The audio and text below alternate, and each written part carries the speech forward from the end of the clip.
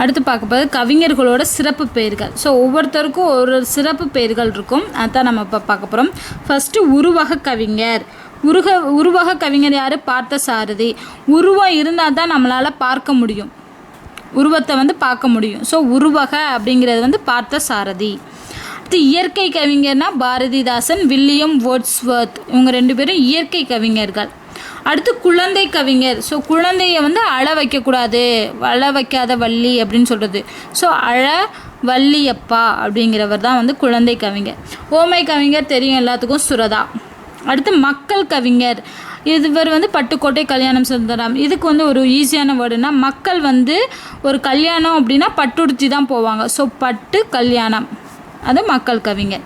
So மக்கள் வந்து ஒரு கல்யாணம்னா பட்டுடுத்தி கல்யாணத்துக்கு போவாங்க. ஸோ பட்டுக்கோட்டை கல்யாணம் சுந்தரம். அடுத்து கரந்தை கவிஞர். தை மாதம் என்ன பண்ணுவாங்க? பொங்கல் பண்ணுவாங்க, அது கடாயில் பண்ணுவாங்க. ஸோ கடா. கரந்தை கவிஞருங்கிறது வெங்கடாச்சலம் அப்படின்னு ஞாபகம் வச்சுக்கலாம். அடுத்து ஆஸ்தான கவிஞர். ஆஸ்தான. ஸோ ஆசம் தலைவர் யாருன்னா காமராஜர் அப்படி ஞாபகம் வச்சுக்கலாம். ஆசம் ரொம்ப அருமையான தலைவராக இருந்தவர் காமராஜர். ஸோ ஆஸ்தான கவிஞர் காமராசன்.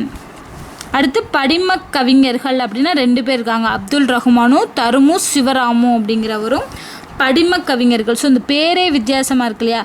படிம கவிஞர்கள் அப்படின்னா அப்துல் ரஹ்மான், தருமு சிவராமு அப்படிங்கிறவங்க. அடுத்து சிலம்பு செல்வர். சிலம்பு செல்வரும் 2 பேர் இருக்காங்க. ஒரு சிலம்பம் கற்றுக்கணும்னா அதுக்குன்னு சில ஞானம் இருக்கணும், பிறப்பிலே ஞானம் இருக்கணும். மெத்தனமாக நம்ம பண்ணக்கூடாது. ஸோ சிவஞானம் மேத்தா. மெத்தனமாக பண்ணக்கூடாது, சீரியஸாக பண்ணணும். ஸோ சிவஞானம் மேத்தா. அடுத்து பார்த்தீங்க அப்படின்னா சொல்லின் செல்வர் 2 பேர் இருக்காங்க. இலக்கியத்துலேயும் ஒருத்தர் இருக்கார், அரசியலில் ஒருத்தர் இருக்கார். ஸோ சொல்லில் செல்வர் அப்படின்னு சொன்னோன்னா, நம்ம எப்பவுமே குழந்தைங்கள்ட்ட பேச்சு கொடுத்து பேச்சு வாங்க முடியாது, அவங்க வார்த்தைகள் எல்லாம் வித்தியாசமாக இருக்கும். ஸோ சொல்லில் செல்வர்னால் பிள்ளைகள் தான். ஸோ சேது பிள்ளை. அதே இது அரசியல்னு வரும்போது சம்பத். ஓகேவா? ஆனால் இதுலேயே சொல்லில் செல்வன் ஞாபகம் வச்சுக்கோங்க. இங்கே செல்வன், இங்கே செல்வர், வித்தியாசம் பார்த்துக்கணும். செல்வன்னா இங்கேயும் மண்ணில் முடியுது. ஸோ அனுமன். செல்வன் அனுமன். செல்வர் அப்படின்னா பிள்ளை. ஓகேவா? செல்வன் அப்படின்னா அனுமன். அடுத்து பாவலர் மணி. மணி வாணி. நீல் முடியுது இல்லையா? ஸோ பாவலர் மணி வாணி, வாணிதாசன். அடுத்து பாவலேறு. பாவலரேறு அப்படின்னா பெருஞ்சித்திரனார். நம்ம ஒரு பெரும் சித்திரத்தை அடையணும் அப்படின்னா படிப்படியாக முன்னேறணும். ஸோ பாவங்கள் பல சம்பாரிச்சுட்டு முன்னேறணும் அப்படின்னு ஞாபகம் வச்சுக்கோங்க. ஸோ பாவலேறு பெருஞ்சித்திரனார். அதே புலவரேறு அப்படின்னா வந்து வரத நஞ்சைய பிள்ளை.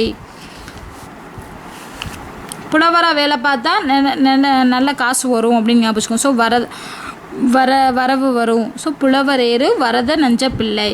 அடுத்து சிறுகதையின் முன்னோடி. எப்பயுமே முன்னோடியாக இருக்கிறவங்கள நம்ம ஐயான்னு சொல்லுவோம், பெரியவங்கள ஐயான்னு சொல்லுவோம். ஸோ சிறுகதையின் முன்னோடி வந்து ஐயர், வாவேசு ஐயர். அடுத்து சிறுகதையின் மன்னன் அப்படின்னா பித்தன், தன். ஸோ சிறுகதையின் மன்னன் புதுமை பித்தன். அடுத்து முடிசூடா மன்னன் ஞாபகம் வச்சுக்கோங்க. நிறைய கதைகள் நம்ம இவரோட கதைகள் படிச்சிருப்போம். ஜெயகாந்தன். ஸோ முடிசூடா மன்னன் வந்து ஜெயகாந்தன். தமிழ்நாட்டின் தாகூர், தென்னாட்டின் தாகூர் 2 பேர் இருக்காங்க. ஸோ தமிழ்நாட்டின் தாகூர்னா வாணிதாசன். வாணிதாசனுக்கு ஏற்கனவே ஒரு பேர் பார்த்தோம், வாணி மணின்னு, பாவலர் மணின்னு. இன்னொரு பேர் வந்து தமிழ்நாட்டின் தாகூர். ஆனால் தென்னாட்டின் தாகூர்னா வெங்கடரமணி. ஸோ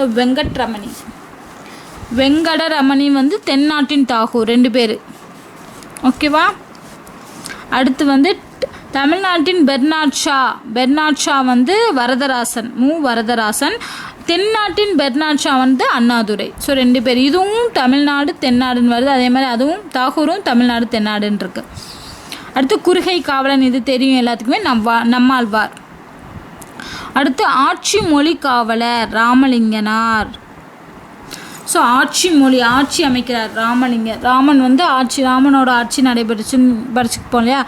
ஸோ ராமலிங்கனார் ஆட்சி மொழி காவலர். அடுத்து முத்தமிழ் காவலர் வந்து விஸ்வநாதம் வந்து முத்தமிழ் காவலர். அடுத்து தனித்தமிழ் இசைக்காவலர். இசைனா வந்து அண்ணனுக்கு வந்து இசைனா ரொம்ப பிடிக்கும். ஸோ வந்து அண்ணாமலை செட்டியார். தனித்தமிழ் இசைக்காவலர் வந்து அண்ணாமலை செட்டியார். அடுத்து பார்த்தோம் அப்படின்னா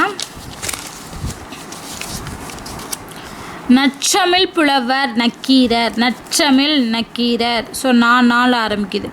நற்றமிழ் நக்கீரர். அடுத்து பன்மொழி புலவர். பன்மொழி புலவர்னா நிறைய வகையான மொழி அப்படின்னு சொல்லுவோம் இல்லையா. ஸோ நமக்கு அப்பா தான் வந்து நமக்கு எல்லா வகையுமா இருப்பாங்க. ஸோ பன்மொழினா அப்பாதுரை. அடுத்து இரட்டை புலவர்னா இளஞ்சூரியர் முதுசூரியர், இதுவும் எல்லாத்துக்கும் தெரியும்.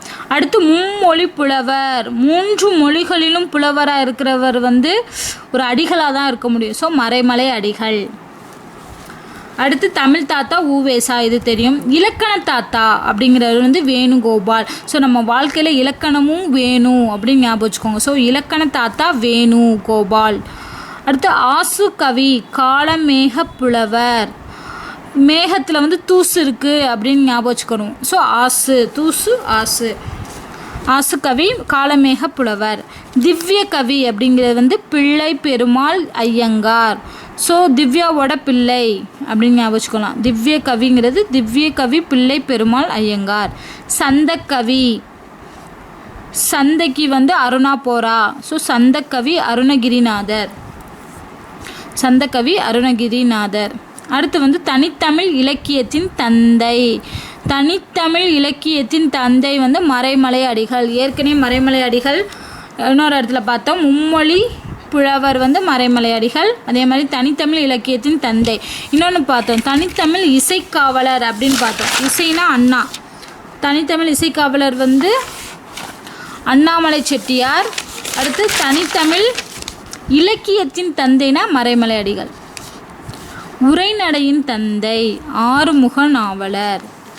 ஸோ நம்ம நடக்கும்போது முகத்துக்கு உரை அணிந்து செல்கிறோம், முகத்தை மறைச்சிட்டு போகிறோன்னு ஞாபகம் வச்சுக்கோங்க. ஸோ உரைநடை, நடக்கும்போதும் எதை மறைச்சிட்டு போகிறோம், முகத்தை. ஸோ ஆறுமுக நாவலர். கிறிஸ்துவ கம்பர் தெரியும், கிருஷ்ண பிள்ளை. ஆனால் நவீன கம்பர் வந்து மீனாட்சி சுந்தரம் பிள்ளை. ஸோ நவீன கம்பர் வந்து மீனாட்சி சுந்தரம் பிள்ளை. அடுத்து திருவாமூரார். திருவாமூரார்னா திருநாவுக்கரசர். திருவாமூர் திருநாவு அப்படின்னு வச்சுக்கோங்க. திருவாமூர் திருநாவு அப்படின்னு. அடுத்து திருநாவலூரார் அப்படின்னா சுந்தரர். அடுத்து வந்து திருவத ஊரார். திருவத ஊரார் வந்து மாணிக்க வாசகர். திருவத மாணிக்க வாசகர் அப்படின்னு ஞாபகம் வச்சுக்கோங்க. ஸோ இதோட பார்த்தீங்க அப்படின்னா அறிஞர்களோட சிறப்பு பெயர்கள் வந்து முடிஞ்சிருச்சு. இதை வந்து 2 or 3 டைம்ஸ் இல்லை 4 டைம்ஸ் வந்து நம்ம திருப்பி படிச்சுட்டோம், இல்லை யாருக்காவது இதை பற்றி சொல்லி கொடுத்தோம் அப்படின்னா நம்மளுக்கு ஈஸியாக இதோட பேர் வந்து ஞாபகம் வந்துடும். தேங்க்யூ.